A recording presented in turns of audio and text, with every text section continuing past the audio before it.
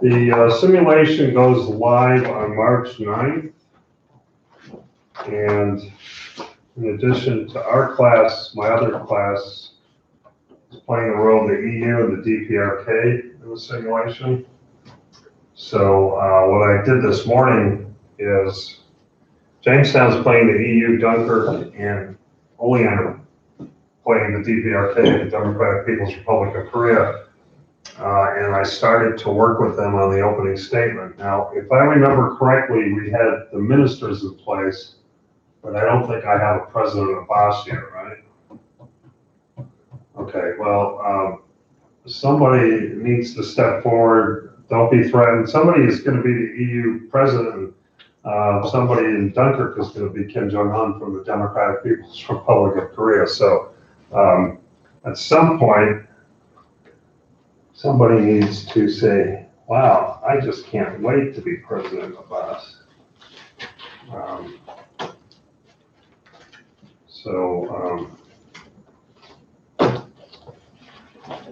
If we don't have that until Monday, it's not the end of the world. So, but we're about on schedule with the simulation because since we go live on March 9th, what we're going to need to do is we're going to need to develop an opening statement for the Palestinian Authority and then each of the ministries. And I think we did pick the head of the ministries, right? We got that all set.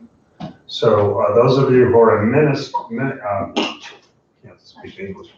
Those of you who are ministers, and I think everybody else picked the ministry to be on too. Do we do that?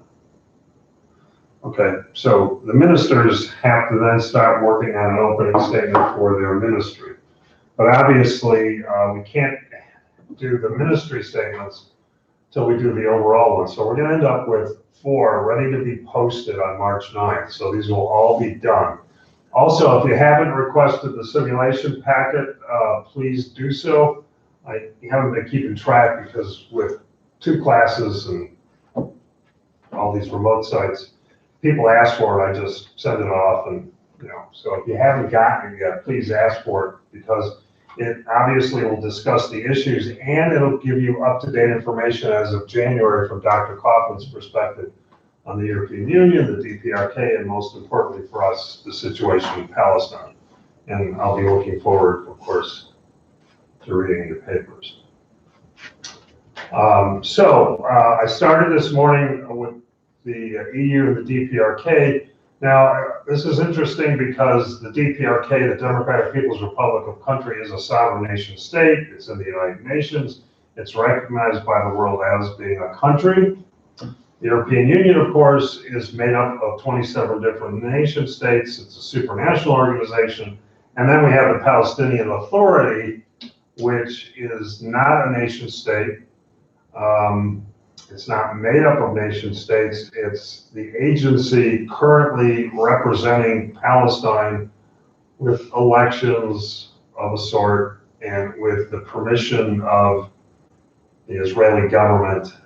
And most of the PA's money comes from performing security functions for the Israelis, which sometimes gets Palestinians very angry. Why are you doing their work to control us? The answer is, well, better us controlling us than them. But some Palestinians don't see the difference, and then also it creates a flow of money. Anybody who's regularly employed in Palestine typically works for the PA. There are other opportunities, but not that many unless you work for one of the 5 universities or you travel through the checkpoints outside of Palestine.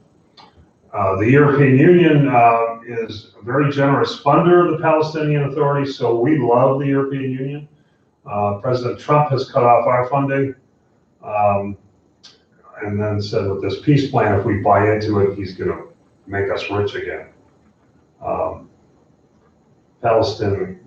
Palestinian response to that typically is, well, we were quite well off until Israel was created, and then we've steadily gone downhill economically. So even if we got that money, it would be, well, you're the ones who put us in this position.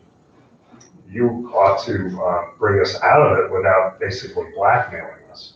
The European Union, on the other hand, is very generous and is now the #1 funder of Palestine. So we love the European Union.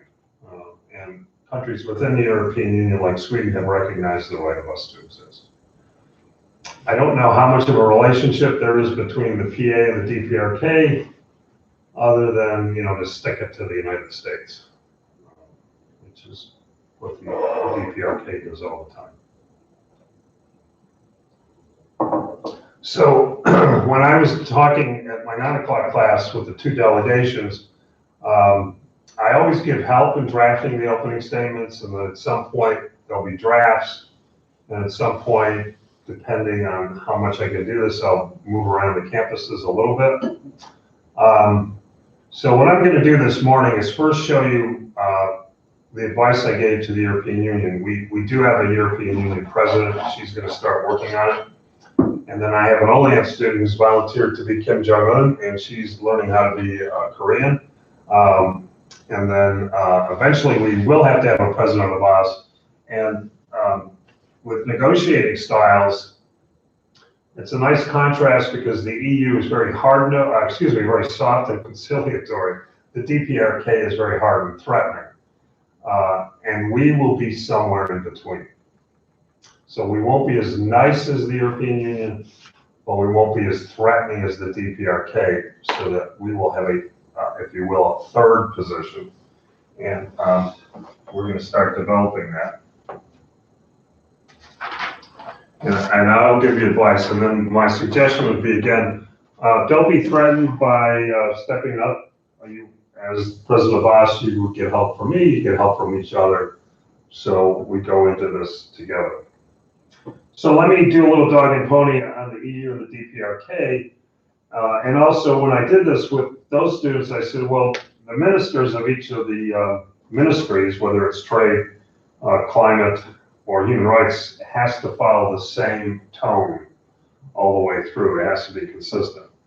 So while this was for their first general opening statement, it guides all the ministers in the same thing we will do here. So let me put up what I prepared. This would help if I put the document camera on. So what I always do, and can we see this okay, Arlene? Yep. Okay. Oops. Do you want us to be taking this down? So we have like the basic understanding of the other 2 positions? Yeah, I think when you go into negotiations, that's an excellent point. It's always important to try to figure out what the other side is going to say before they say it. So it does help. Now, there are other partners or participants from the other colleges, and at this point, until opening day, I won't know what's on their minds. But it would help if we understood at least those from JCC, and then also because this is a nice contrast between the 2 styles, and we're going to be in the middle.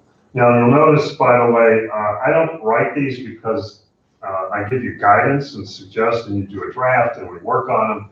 And when we get to the point of doing drafts in this class, I'll put them up on the camera, we'll take a look at them, we'll make sure that we think they're the way the Palestinians would talk, we'll make sure that it's written correctly. So what I did here for the EU, the DPRK, is just give them suggestions as to how they need to approach it. And because the EU is so complex, we have to figure out who we are actually speaking on behalf of, because which is always very confusing, there's more than one president and presidency of the European Union. So I think we finally figured out who is going to speak. You'll notice I have here, probably the student's going to be speaking on behalf of the president of the European Commission. And actually, I already noticed that I did some digging.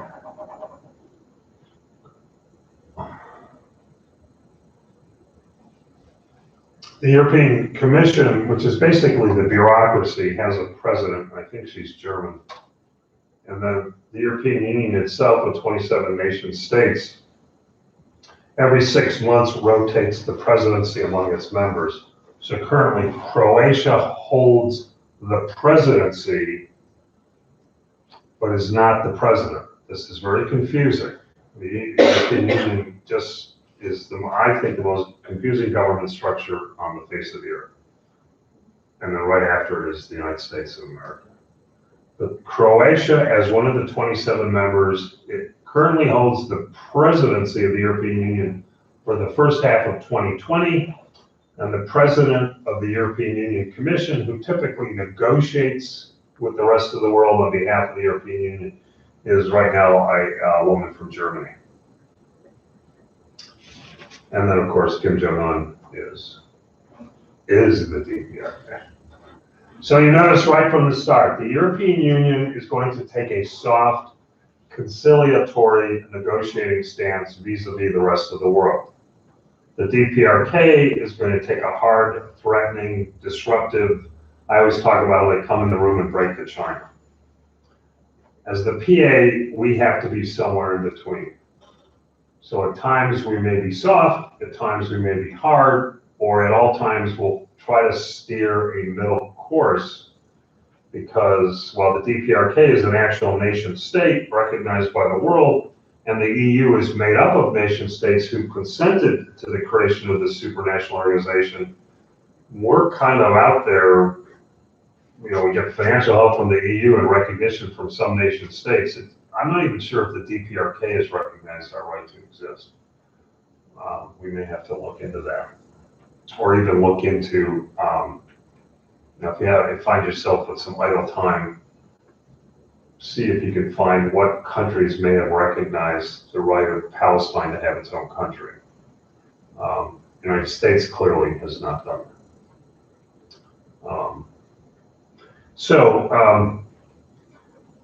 You notice they both start out with a welcome.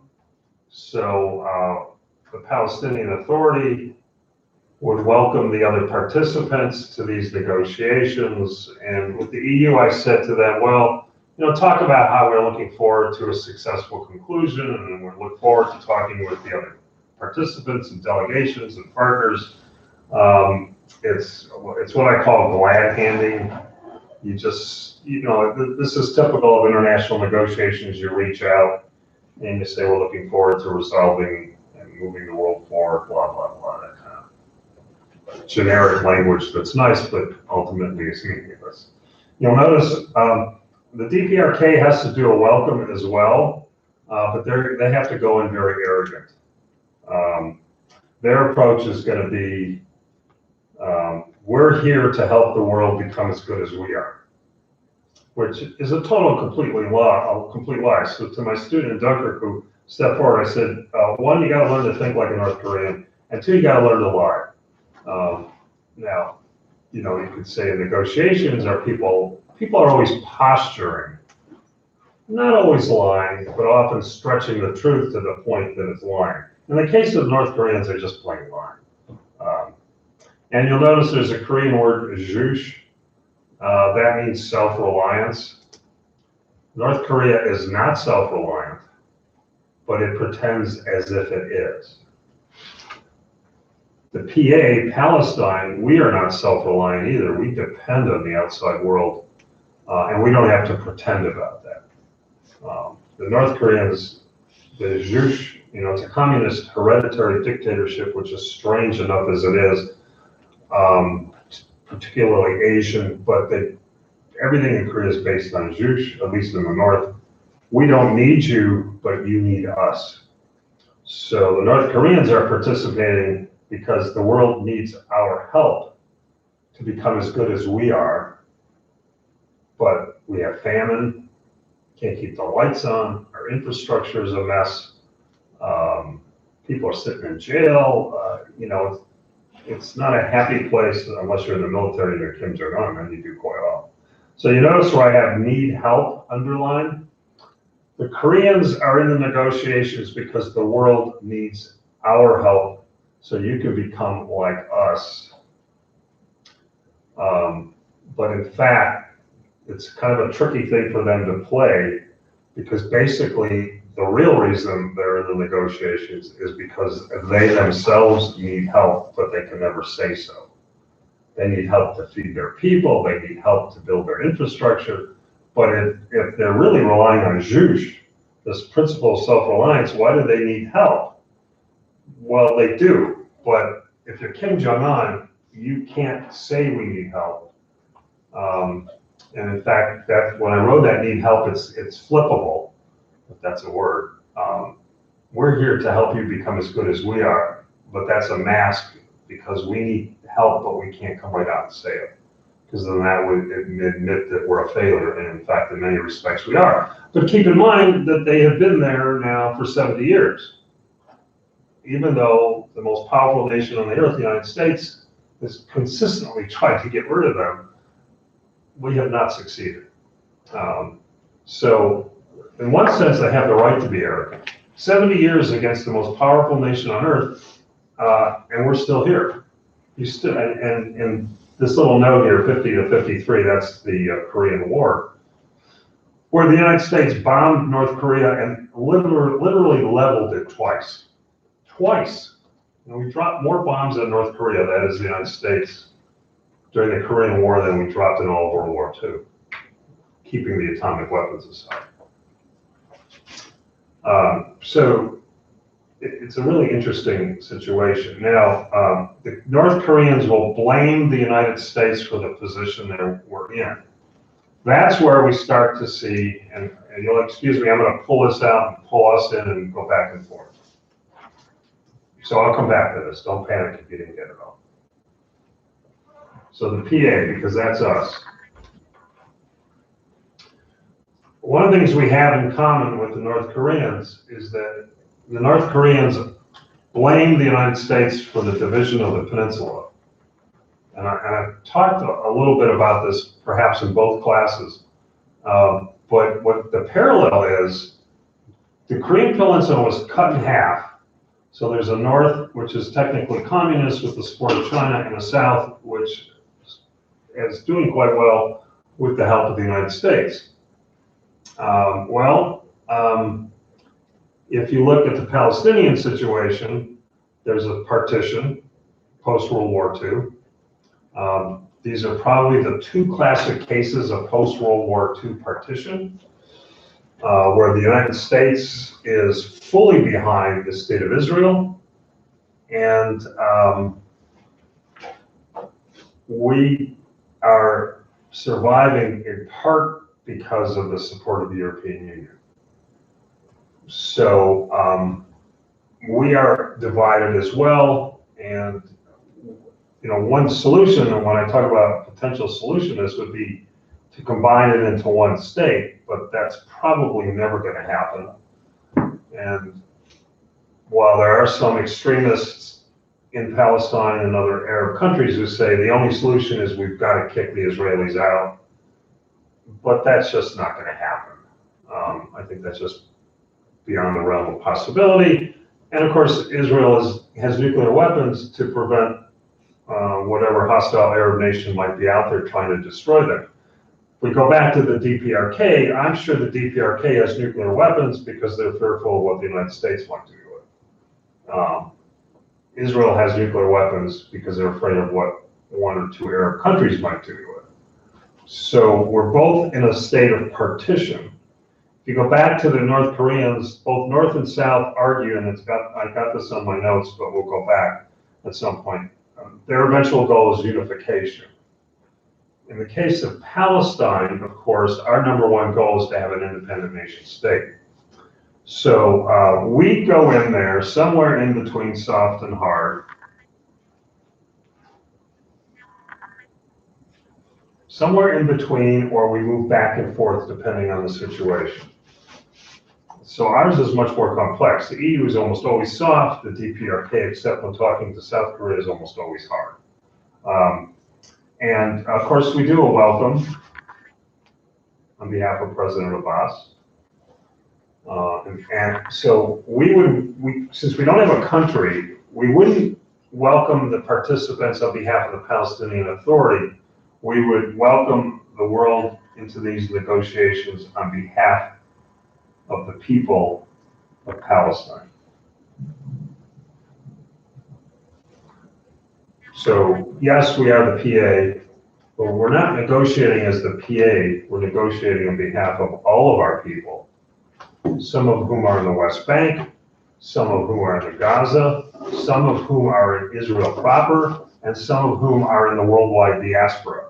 So if we just keep it the people of Palestine, obviously right off the bat, unlike when we were looking at Balfour, we're recognizing that there are people here, and that it's the Palestinian people that we're here negotiating on behalf of. And our number one need, of course, is an independent nation state. And so while the simulation packet has those three issues, and again, I'll go back and forth. The EU has to somehow address the issue of Brexit. North Korea has to address the issues of the United States war, the Japanese occupation. In our case, the thing we put forward at the front, DPRK, I tell them, the first sentence has to mention Kim Jong-un. The last sentence has to mention Kim Jong-un, because he's their godlike figure in a secular, atheistic state from whom all good things flow. With us as Palestinians, my suggestion always would be that we start out recognizing that we are speaking on behalf of the people of Palestine who are, and by the way, with the independent nation state, we're not asking for it, we're demanding. Because not to have it is an injustice.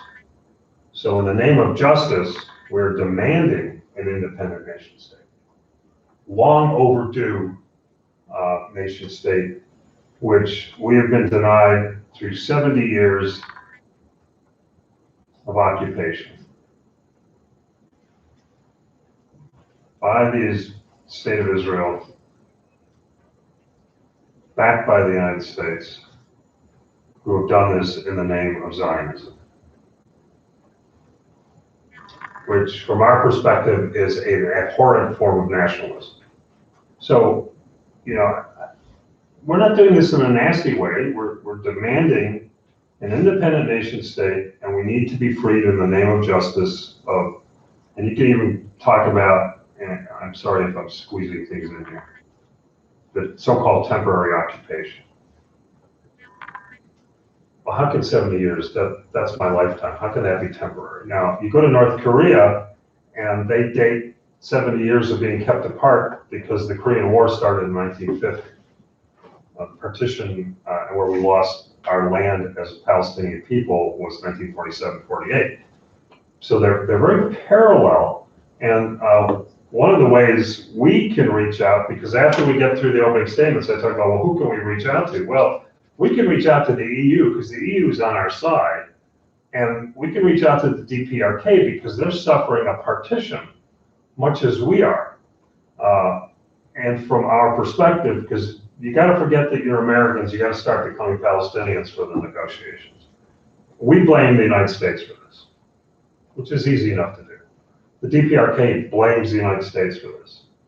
The Palestinian Authority blames the United States and Israel, but Israel's dancing to the tune of the United States, or from our perspective and our look at Zionism, the United States is dancing to the tune of the Zionists. If you look at the DPRK and their division, the United States is dancing to the tune of corporate interests that from their perspective control American government. And it doesn't really matter if it's Donald Trump, Bernie Sanders, who claims to be a socialist, or the mayor of South Bend, Pete Buttigieg, who claims to be somewhere in the middle. They're all there to implement the interests of multinational corporations from the DPRK's perspective. And so the United States is a tool for us of the Zionists and Israel, and over there it's a tool of capitalist exploitation. And that poor EU finds itself in the middle, trying to keep things from getting worse. So, right up front, we talk about the people of Palestine because we got to get away from this notion of a land without people for people without land.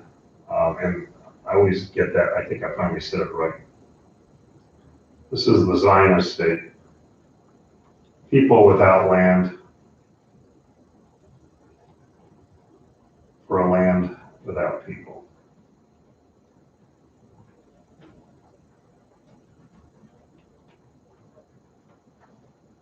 People without land are the Jewish people.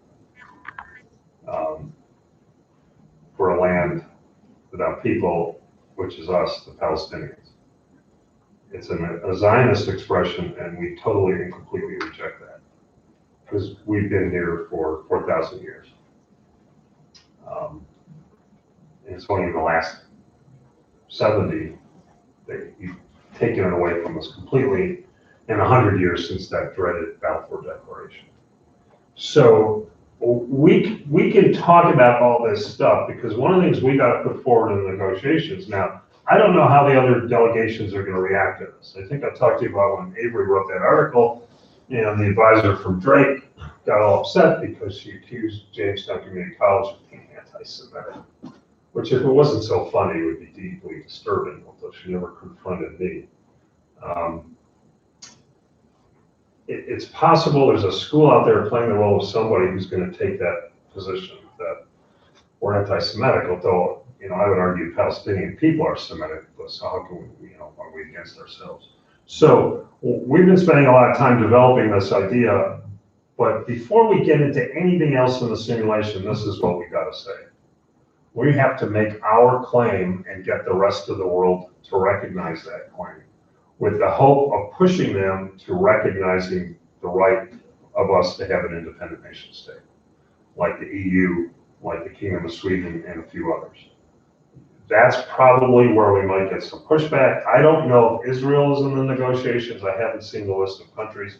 Typically, what we've done with this is we don't like to have more than 10 in there because it gets unwieldy. Below 10, there's not enough dynamic, and too much above 10, and it gets cumbersome.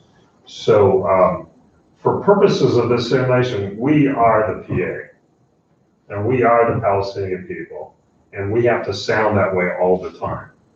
And then we negotiate with the EU, the DPRK, whoever else is in there.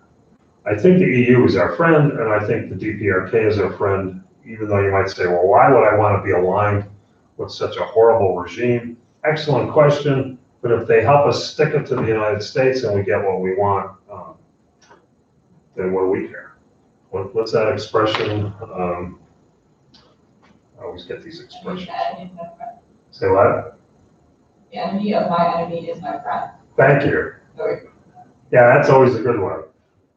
The enemy of my enemy is my friend.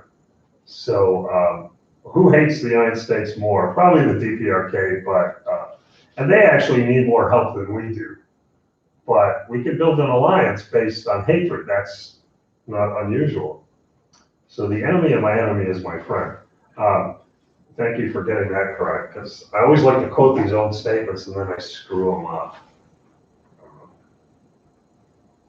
So this is clearly what we want. And then we can get to the other stuff. So let me pause for a second. These opening statements, the opening statements will be several paragraphs, and we'll make sure they're all written carefully. The simulation packet put out by Dr. Kaufman talks about position papers, and she knows I don't do that because we concentrate on opening statements, and we keep this other stuff in reserve for us. Not that Joyce would share it with anybody else, but I've been doing this for so long that, we have a lot of freedom.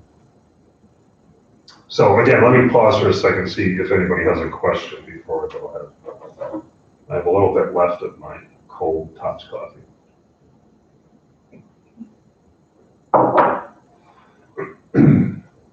Everybody thinks they're okay?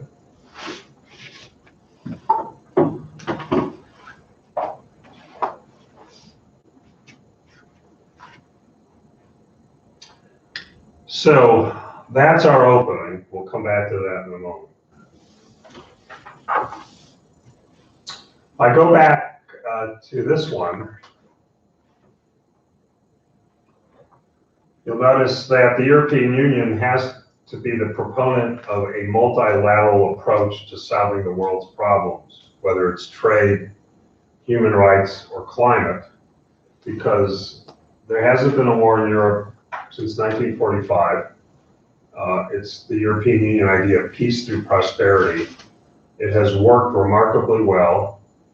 And you can see a parallel with all three. The European Union, it's, you got the Treaty of Rome in 1957, but notice the EU comes out of the ashes of World War I. World War II ends in 1945. The DPRK comes out of the ashes of World War II and the occupation by Japan and the results of the Korean War. And we come out of the British mandate when they abandoned the Middle East and said, you guys basically sort it out on your own.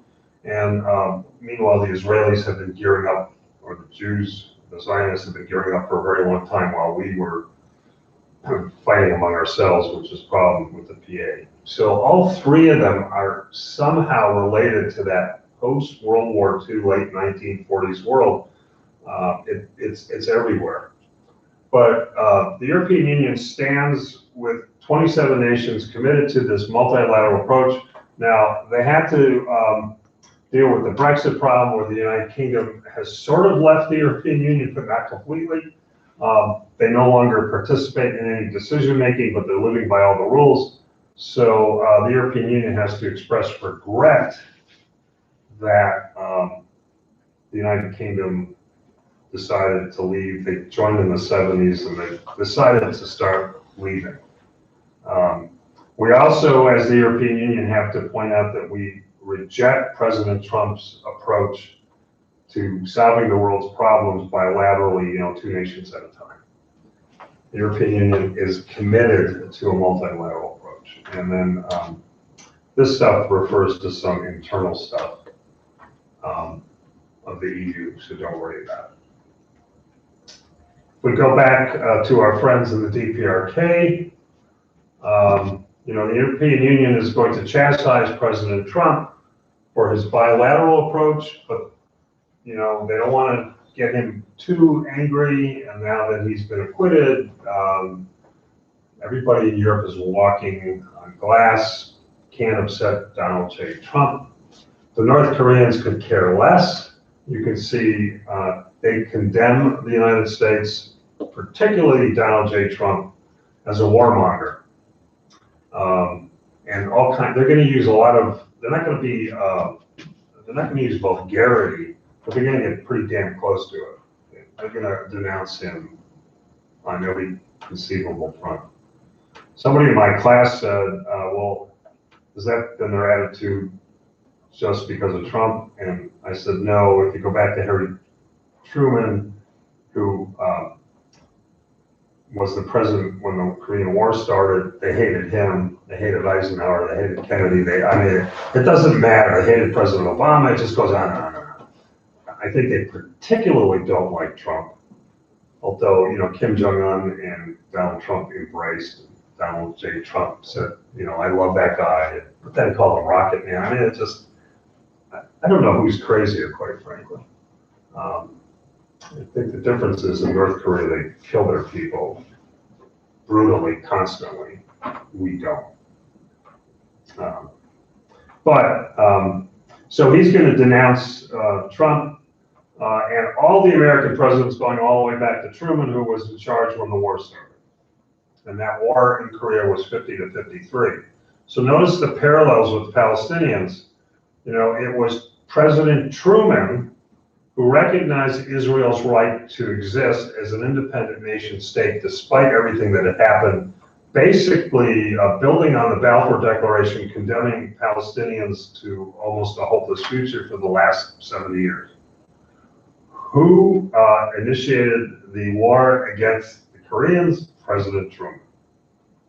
In Palestine, I think I may have mentioned to you, some Palestinians still call Israel Truman land, because Truman was advised by his Secretary of State not to recognize Israel, and he caved because of domestic politics, saying, I don't have Palestinian voters, but I do have Jewish voters, Americans.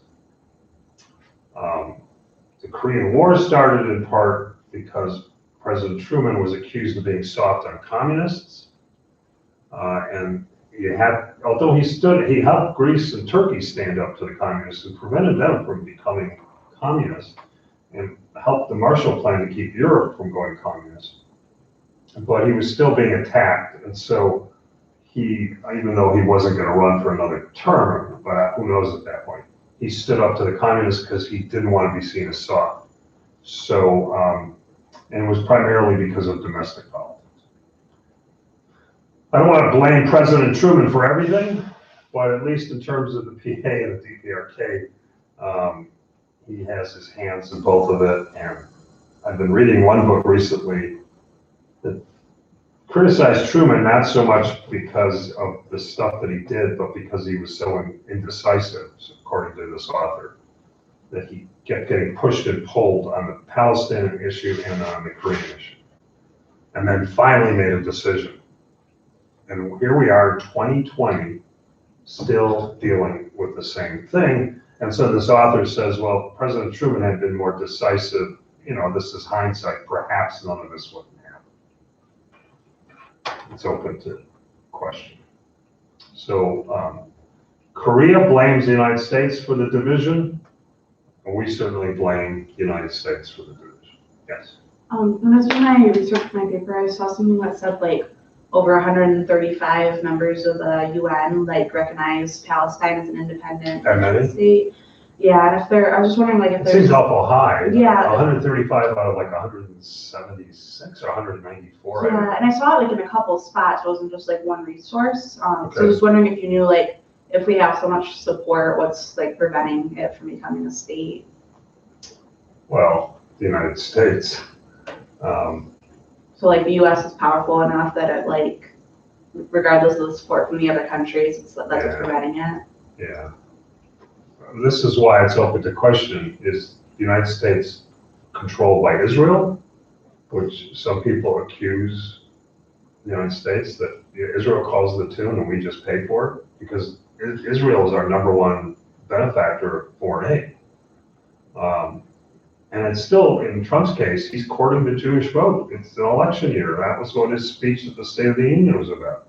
There's an election year, and he's counting on the concentration of Jewish American voters, not of all of whom agree with this position. So it's domestic politics. It's like nothing has changed since the 1940s. And the fact that these other countries demand nation state, I mean, you could just listen to Trump. It's even when the European Union says, well, the bilateral approach is a mistake, we need to be multilateral. And so Trump's position is, what do I care what the other states think? Doesn't matter. Only thing that, he's quite frank about that, America first, what do I care? I think that's not good, but that's his position. He won the presidency, he got acquitted. I don't know what'll happen in November. But to a great extent, I'd be curious if any of the major nations have done that, because I don't really know. Yeah, I think I'll look up a list to see. Yeah, see if there's any major states. I think Germany may have relented, but I don't know about. Because wondering if that would help us in the. Oh yeah, absolutely. If you had a number like you just quoted me, and if you said that 135 nation states in the UN recognize our right to exist, especially in our opening statement about demanding an independent nation state, I think that's certainly something on our side. We know full well that unless the United States changes its course, nothing's going to happen. But we can still make that moral claim. But the only thing we have left, because we are in what we call an asymmetric relationship, which the other side has all the power and we have nothing. The only thing we can do is keep making the moral claim that to do this to us is unjust, and look at all these nations that recognize that it's unjust. Yeah. So I think that's a valid argument. And this is why, I give you some bare bones, and then, with what you just said, we start filling in the gaps to make it even more powerful.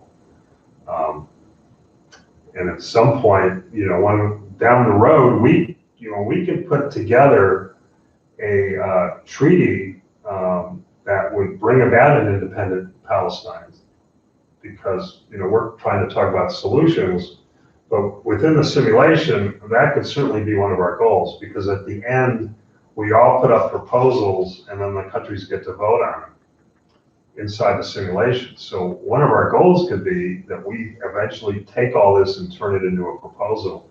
Now, the United States is going to vote no, and that would probably be the end of it. Yeah. But, It says Russia and China. said we should Yeah, I have. have a whole list, but those are like, Okay. And Russia and China probably did it to stick it to the United States. yeah, I don't know, I'm not familiar with like, I guess, global history or anything, but is like Turkey a powerful country or? Well, Turkey used to be the #1 American ally in the Middle East. It's not anymore. Yeah, 'cause it says that they recognize Palestine and Brazil. Yeah, and I don't know what the date would have been with Turkey, but now because of the way things are, it's to stick it to the United States. Yeah. Goes back to the enemy of my enemy is my friend. A lot of those countries probably didn't do it because they recognized the justice of our cause, but they wanted to stick it to the United States. I'm wondering if North Korea has recognized our right to exist. I did not see it on here. I can send you, it's a Wikipedia article, but I can send it to you. If you What's the want. date on the article? I'm not sure I find that. Well, just take a look through the list. See, like you pointed out, Russia and China. Yeah, I mean, if we have prominent countries, that can go into our opening statement, that these major countries have recognized, and obviously the one that hasn't is the United States. yeah, it says 138 out of 193 recognized Yeah, Palestine. Okay, well, then that, I think 130 out of 193, huh? But you can see it still really ultimately hasn't done that much good, although that, because all we have left is this moral case that what you're doing to us is wrong. We can point out that looks like, what's that, almost 3/4 of the world has said that we're right and you're wrong, so, yes. So when we do our opening statement and we are trying to be like convincing of why we are demanding our nation state, can we, like us being US citizens, like literally, can we use our like knowledge on US history and kind of like be shady about it, and that like will bring up like other points where the US has like stopped things from happening, or like they've equipped change? Like, Well, for the simulation, you'll have to start thinking of as Palestinians, but you can Right. use your knowledge of US history, okay. because the world knows US history sometimes better than Americans because we're so powerful. Mhm. And have done everything right and everything wrong that anybody at any time could have done. Because the United States is never perfect, but we've done a lot of good, we've done a lot of bad. But if you can build that into our claim, Okay. then absolutely. Mhm. But we don't, the Palestinians can't be as rough on the United States and Trump as the North is, North Korea. Because that won't get us anyplace, but being nice to him isn't going to get us anyplace. The rest of the world that doesn't agree with Donald Trump is eyeing this presidential race ever since the caucuses in Iowa, because I know Donald Trump seems to think the rest of the world loves him, but in fact, the rest of the world will probably breathe a giant sense of relief if and when he's gone. And certainly Palestinians would feel that way. He has been no friend. Now, President Obama still stuck by Israel, but not in this way. Because Obama said, no, we're not moving the embassy.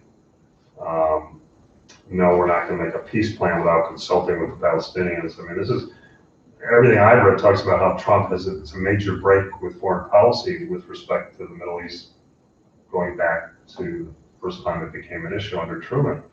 So, but if you want to talk about what the United States may have done to the Indians or something like that. Yeah.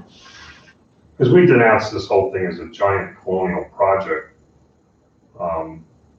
that is doomed to fail, and in fact, for 70 years has failed. And I think to a certain extent, even Israel recognizes there's problems here, but the harder we push, the more they dig in their heels. And it's kind of like the old stuff with Zionism. The Zionists worked with the British to get that Balfour thing done. And then they worked with the Americans when they saw that the Brits were going to pull out. And so they have always tried to influence the American administration. Palestinians and Arabs have been historically badly divided. And so, and the Palestinians are badly divided. So, you know, divide and conquer, we don't speak with one voice. And that's an internal problem that I don't know how Palestine's gonna ever sort that out. And one is that probably President Abbas has to go. He's too old and his hold on power is tenuous. He doesn't have the support of enough people. But he's in an impossible situation. You know, but yes, you had a question or comment? Could, like, for the human rights, if this is, I don't know how well it would go over, could you compare, like, the Jews happened to live in walled ghettos during World War II. Right before it, they were forced to wear armbands, and then they move in and do the same thing to Palestinians. Absolutely. I mean, that's now obviously Israel didn't open up concentration camps for the purposes of doing mass industrial killing of the Palestinians, but they're mistreating them the same way the Germans well, did to but the Jews. there's 750,000 Palestinians who moved off their land. And there were situations where the Israeli government ordered the execution of Palestinians. I mean, there was a lot of bloodshed. Now, it's not on the same scale, but when you make that argument, and this is where I have some Jewish friends who are pro-Palestine will often say to me, why are we, meaning, you know, in their case, Jewish people, doing to them what was done to us? Put people in ghettos. Make people wear identity things, you know, the armband with the Star of David.